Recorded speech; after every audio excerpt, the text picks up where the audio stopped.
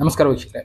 ಪ್ರಳಯ ಪ್ರಳಯ ಪ್ರಳಯ ಅಂತ ಎಲ್ಲ ಕಡೆ ನೋಡ್ತಾ ಇದ್ದೀವಿ. ಈ ಪ್ರಳಯದ ಬಗ್ಗೆ ಎಷ್ಟೆಷ್ಟೋ ಇನ್ಫಾರ್ಮೇಶನ್ ನಡೀತಾ ಇದೆ. ನಮ್ಮ ಅನುಭವಕ್ಕೆ ಬಂದಿಲ್ಲದೆ ಇರ್ಬೋದು, ಆದರೆ ನಮಗೆ ಗೊತ್ತಿಲ್ಲದೆ ಇರೋ ಎಷ್ಟೋ ವಿಷಯಗಳು ಆಚೆ ನಡೀತಾ ಇದ್ದಾವೆ. ಪ್ರಳಯಗಳು ಈಗ ನಡೀತಾ ಇದೆ, ಅವುಗಳ ಮಧ್ಯೆ ಬದುಕ್ತಾ ಇದ್ದೀವಿ.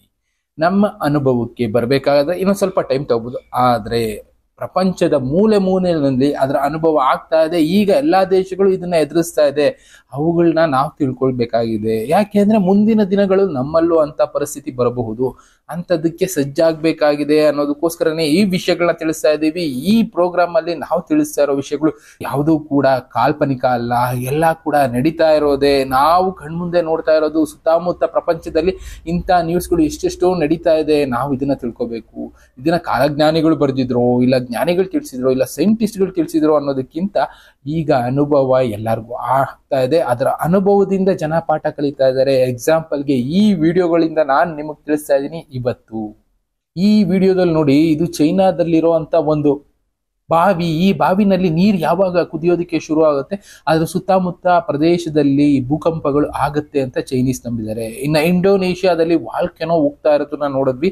ತುಂಬಾ ದೊಡ್ಡ ಮಟ್ಟಕ್ಕೆ ವಾಲ್ಕೆನೋಗಳು ಹೋಗ್ತಾ ಇದೆ. ಐಸ್ಲ್ಯಾಂಡ್ ಅಲ್ಲೂ ಅದೇ ತರ ಅನುಭವ ಎಲ್ಲಾ ಜನಕ್ಕೂ ಆಗ್ತಾ ಇದೆ. ಒಟ್ನಲ್ಲಿ ಇದೆಲ್ಲ ಕೂಡ ಮುಂದಿನ ಅಂತ್ಯಕ್ಕೆ ಕಾರಣ ಆಗತ್ತಾ, ಜೀಸಸ್ ಬರೋದಕ್ಕೆ ಮುಂಚೆ ಈ ತರ ಆಗುತ್ತೆ ಅಂತ ಜನ ನಂಬಿದ್ದಾರೆ. ಇದಕ್ಕೆ ಸತ್ಯ ಅನ್ನೋ ಹಾಗೆ ಎಷ್ಟೆಷ್ಟೋ ವಿಷಯಗಳು ಈಗ ಕಣ್ಮುಂದೆ ಇದೆ. ಇಲ್ಲಿ ನೋಡ್ತಾ ಇರ್ಬೋದು, ಇಂಡೋನೇಷ್ಯಾದಲ್ಲಿರುವಂತ ಒಂದು ಭಾಗದಲ್ಲಿ ಯಾವ ರೀತಿ ವಾಲ್ಕೆನೋ ಅನ್ನೋದು ಹೋಗ್ತಾ ಇದೆ. ಇದು ರೀಸೆಂಟ್ ಆಗಿ ಆಗಿರುವಂತದ್ದೇ. ಇನ್ನ ಜರ್ಮನಿನಲ್ಲಿ ಯಾವ ರೀತಿ ವಾತಾವರಣ ಬದಲಾಗೋಯ್ತು, ಇದ್ದಕ್ಕಿದ್ದಾಗೆ ಚಳಿ, ಮಳೆ, ಹಿಮ ಅನ್ನೋದೆಲ್ಲ ಕಾಣಿಸ್ಕೊಳ್ತು ರೀಸೆಂಟ್ ಆಗಿ. ಅದನ್ನು 1 ಜುಲೈನಲ್ಲಿ ಆಗಿರುವಂತದ್ದು ಅನುಭವ. ಅಲ್ಲಿ ನೋಡ್ಬೋದು, ಈ ತರ ಕಾಣಿಸ್ಕೊಂಡಿರ್ಲಿಲ್ಲ. ಈಗ ಆ ತರ ಸನ್ನಿವೇಶ ಅಲ್ಲಿ ಎದುರಿಸ್ತಾ ಇದ್ದಾರೆ. ಅಲ್ಲಿ ಅಂತ ಅಲ್ಲ, ಇನ್ನ ಬೇರೆ ಬೇರೆ ಕಡೆ ನೋಡೋದಾದ್ರೆ ಇದರಲ್ಲಿ ಅವ್ರು ತೋರಿಸ್ತಾರೆ ನೋಡಿ. ಇಲ್ಲಿ ಮೆಕ್ಸಿಕೋದಲ್ಲಿ ಮನೆಗಳೇ ಕೊಚ್ಕೊಂಡು ಹೋಗ್ತಾ ಇದಾವೆ. ಅಂದ್ರೆ ಯಾವ ಮಟ್ಟಕ್ಕೆ ಅನಾಹುತಗಳು ಸಂಭವಿಸ್ತಾ ಇದೆ, ಇದನ್ನ ನಾವು ಅರ್ಥ ಮಾಡ್ಕೋಬೇಕು. ಅವರು ಹಿಸ್ಟ್ರಿನಲ್ಲೇ ನೋಡಿಲ್ದೇ ಇರುವಂತ ಸಿಚುಯೇಷನ್ಗಳನ್ನ ಈಗ ಎದುರಿಸ್ತಾ ಇದೆ.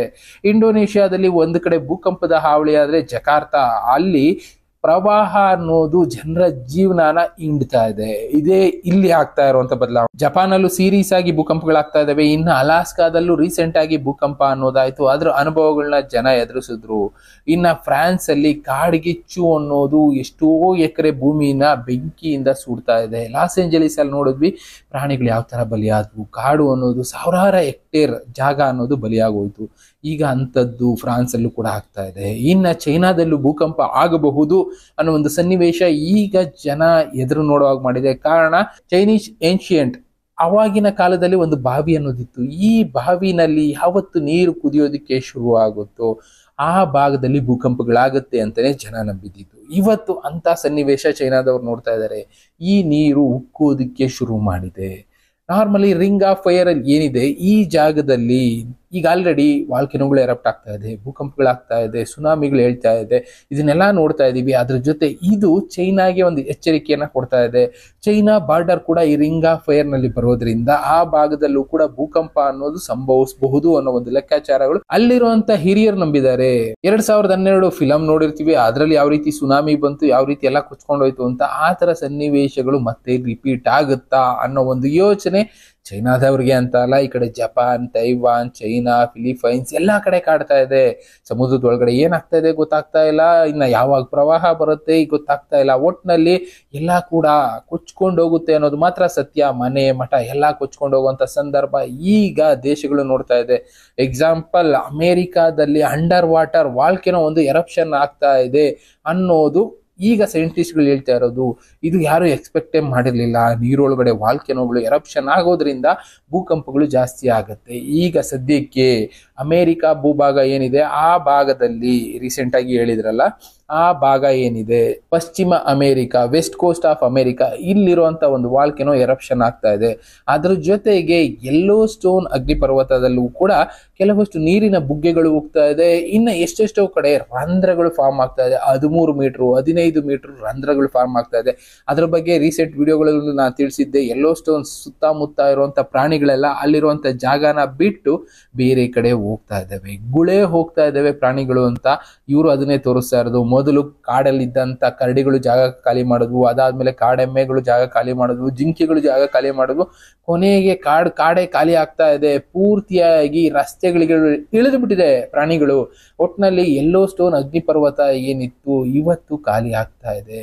ಇವನ್ ನರಿ ಎಲ್ಲದಕ್ಕೂ ಗೊತ್ತಾಗ್ತಾ ಇದೆ ಆ ಅಗ್ನಿ ಪರ್ವತದ ಸುತ್ತ ಏನೋ ಒಂದು ಸಂಭವಿಸ್ತಾ ಇದೆ ಅಂತ. ಅದಕ್ಕೋಸ್ಕರನೇ ಇದೆಲ್ಲ ಕೂಡ ಕಾಡನ್ನ ಖಾಲಿ ಮಾಡ್ತಾ ಇದ್ದಾವೆ ಪ್ರಾಣಿಗಳು. ಅಲ್ಲಲ್ಲೇ ನೀರಿನ ಬುಗ್ಗೆಗಳು ಸೃಷ್ಟಿ ಆಗ್ತಾ ಇದೆ ಈ ಫಾರೆಸ್ಟ್ ಅಲ್ಲಿ ಅಂತಾನೆ ತಿಳಿಸ್ತಾ ಇದ್ದಾರೆ, ನಿಮಗೆ ತೋರಿಸ್ತಾ ಇದ್ದಾರೆ ನೋಡಿ ಇಲ್ಲಿ.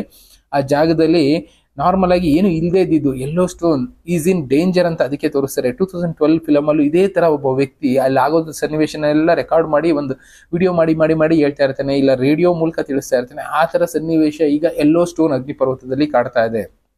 ಇದೆಲ್ಲ ಕೂಡ ಏನೋ ಒಂದು ಅಮೇರಿಕಾಗೆ ದೊಡ್ಡ ಆಪತ್ತನ್ನ ತಂದಿಡುತ್ತಾ ಅಂತಾನೆ ಈಗ ಪ್ರಶ್ನೆ ಆಗಿರೋದು. ಯೆಲ್ಲೋ ಸ್ಟೋನ್ ಅಗ್ನಿ ಪರ್ವತ ಸುತ್ತಮುತ್ತ ಈಗ ಆಲ್ರೆಡಿ 3000 ಕಿಲೋಮೀಟರ್ ಕಾಡುಗಳು ಏನಿತ್ತು ಆ ಜಾಗದಲ್ಲಿ ಇದ್ದಂಥ ಪ್ರಾಣಿಗಳೆಲ್ಲ ಆ ಕಾಡನ್ನ ಬಿಟ್ಟು ಹೊರಟೋಗಿದ್ದಾವೆ. ಅಂದ್ರೆ ಯೆಲ್ಲೋ ಸ್ಟೋನ್ ಅಗ್ನಿ ಪರ್ವತದಲ್ಲಿ ಮೇಜರ್ ಆಗಿ ಏನೋ ಒಂದು ಸಂಭವಿಸುತ್ತೆ ಅನ್ನೋದು ಪ್ರಾಣಿಗಳಿಗೆ ಗೊತ್ತಾಗ್ತಾ ಇದೆ. ಇದನ್ನ ನಾವು ಅರ್ಥ ಮಾಡ್ಕೋಬೇಕಷ್ಟೇ. ಈ ತರದ್ದು ಎಷ್ಟೆಷ್ಟೋ ಕಡೆ ನಡೀತಾ ಇದೆ.